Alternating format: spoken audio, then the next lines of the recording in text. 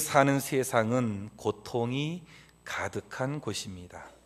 지난 1년 동안 많은 고통 속에서 신음을 당하면서 살아온 분도 있을 것이고, 또 몇 년 동안 지속되는 경제 불황으로 몇 년 내내 가슴앓이를 해오신 분들도 있을 것입니다.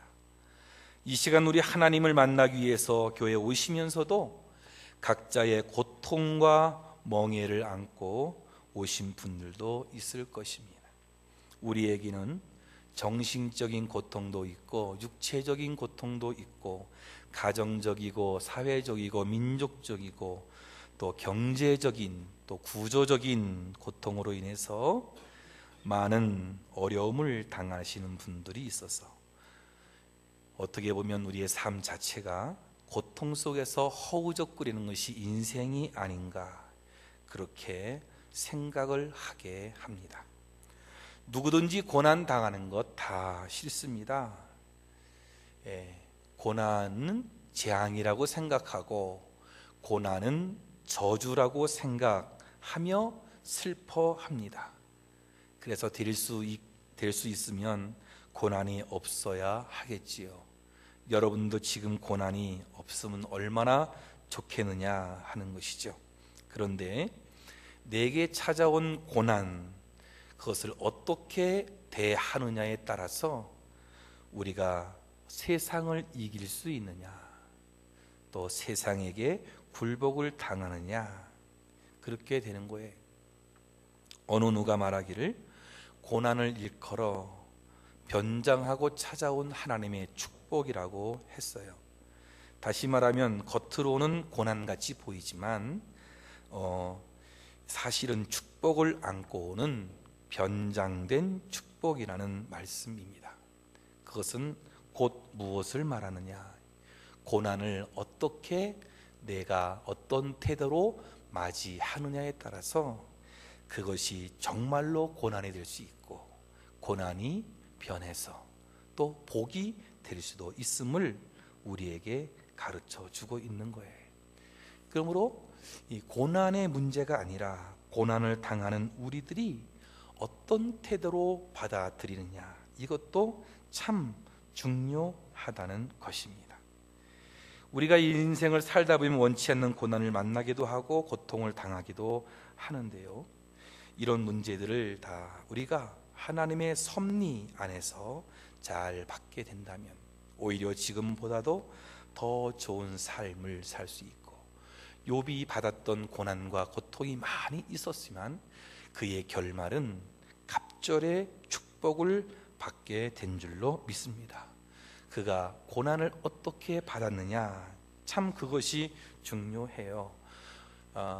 룻기에 나오는 룻의 시어미 나오미는 자기에게 당한 고통을 가지고 그렇게 이야기했어요. 전능자가 나를 심히 괴롭게 했다. 이건 뭐죠? 하나님이 나로 하여금 나를 이렇게 못 살게 만들었다. 그렇게 했는데 자기에게 당한 어려움을 하나님께 책임을 전가하는 그런 태도. 일반적인 사람들이 자기에게 오는 고통을 남에게 전가하고 남에게 돌리는 경우가 많이 있지 않아요? 그렇죠? 룻의 어머니 나오미가 그랬어요. 근데 이 다윗은 자기에게 오는 고통이 얼마나 심했는지 그는 도피주의적인 생각을 했었어요. 그래서 시편 55편 5절과 6절에 보면 두려움과 떨림이 내게 이르고 공포가 나를 덮었도다. 나는 말하길 만일 내가 비둘기같이 날개가 있다면 날아가서 편히 쉬리로다 그랬어요. 그러니까 다윗도 자기에게 오는 고통이 너무 힘들고 어려워서, 내가 비둘기처럼 날개가 있으면 헐헐 날아가지고 어디론가 사라져봤으면 좋겠다. 어떤 집사님이 저한테 너무너무 힘들어서 그렇게 얘기해. 목사님, 아침에 눈 뜨면 내가 그냥 죽어 있었으면 좋겠어요. 그런 심정들이 우리에게 있단 말이에요. 근데 고난이 얼마나 힘들면 하나님 아예 나를 데려가세요. 이러는 분들이 있냐 이거요. 그런데 그런 고난들을 우리가 때로는 피해야 피할 수 없는 것들이 있고, 내가 잘못해서 찾아올 수도 있고, 또 여러 가지 이유로 인해서 우리에게 고통과 역경과 심한 고난들이 우리에게 찾아오는데, 그것을 고난이라 하고서 그냥 가만히 있기만 해도 그렇고, 그렇죠? 그것을 극복해 내야 한다는 것이, 세상을 이기는 것 어떻게, 내게 온 고난을 어떻게 극복하느냐 이거예요. 이 세상은 우리를 가만히 내버려 두지 않잖아요. 계속해서 우리를 압박하고 있어요. 직장에서 아무런 고통 없이 살아갑니까? 자기 업무를 처리하는데도 심한 스트레스가 있잖아요. 어느 정도 또 회사에서도 발전을 시켜놔야 또 거기서 또 먹고 사는 거 아니겠어요? 우리 인생이 다 그렇게 되는데, 인도의 철학자 서파드라 빅수라는 사람이 고통에 대해서 이렇게 말했어요. 태어나는 것이 이미 고통이요, 장성하는 것이 역시 고통이요, 죽는 것 역시 고통이다. 사랑하는 것, 잃는 것이 고통이요, 미운 것과 관계를 맺는 것이 고통이며, 싫은 것을 견뎌야 하는 것이 또한 고통이다. 세상은 고통으로 가득 차 있다. 세상은 고통으로 가득 차 있어요. 고난을 안 받으려면 어떻게? 세상을 떠나거라. 세상을 떠나가야 이 고통에서 떠나가게 되는 것인데요. 여러분이 잘 아는 로마의 정치가이고 철학자이고 웅변가였던 키케로, 다른 나라 발음으로는 시세로 이렇게 얘기도 하지만, 이분이 자기 정적인 안토니우스에게 피살되잖아요. 근데 이 사람은 아리스토텔레스라는 철학자 그 다음가는 중세 철학의 교사로 불리웠던 그런 사람이에요. 그 사람이 이렇게 얘기했어요. 고난이 클수록 영광도 크다. 고난이 클수록 영광도 크다. 큰 일을 목적하는 자는 또한 크게 고통당한다. 여러분이 품으신 큰 뜻이 있으면, 큰 꿈이 있으면, 큰 비전이 있으면 그만큼 어려움도 있다는 거예요. 세상은 쉽게 되지 않는 것 같습니다. 구약에 나오는 우리 엘리야라는 사람도 절망에 처해 있었어요. 그래가지고 이 엘리야가 850대 1의 갈멜산에서 서로의 어떤 영적 전쟁에서 승리를 했어요. 그런데 그가 영적 침체가 와서 로뎀나무 아래 앉아서 죽기를 구하는데, 여호와여 넉넉하오니 지금 내 생명을 취하소서. 그러니까 그도 하나님, 이렇게 사는 바에야 죽는 게 낫겠어요, 그렇죠? 사도 바울 같은 경우에도 그런 한탄을 하잖아요. 오호라, 나는 곤고한 사람이로다. 이 사망의 몸에서 누가 나를 건져내랴. 이 인생은 다 그런 고통을 안고 가는 것입니다. 우리에게 다가오는 크고 작은 고난들 어떻게 하느냐 굉장히 중요하잖아요. 욥 하면 환난과 고통의 대명사로 알려져 있고, 그가 그것을 잘 견뎌서 하나님의 축복을 받은 사람으로 가장 먼저 떠올리지 않습니까? 맞습니다. 그 틀린 이야기가 아니죠. 고난과 역경을 견뎠던 그런데 오늘 말씀, 이 욥기라는 욥기서 1장에서 42장까지 짧지 않는 긴 스토리 속에서 단지 고난과 역경을 이겨서 갑절의 축복을 받았다, 이렇게만 이야기하면 재미없는 스토리가 되겠죠.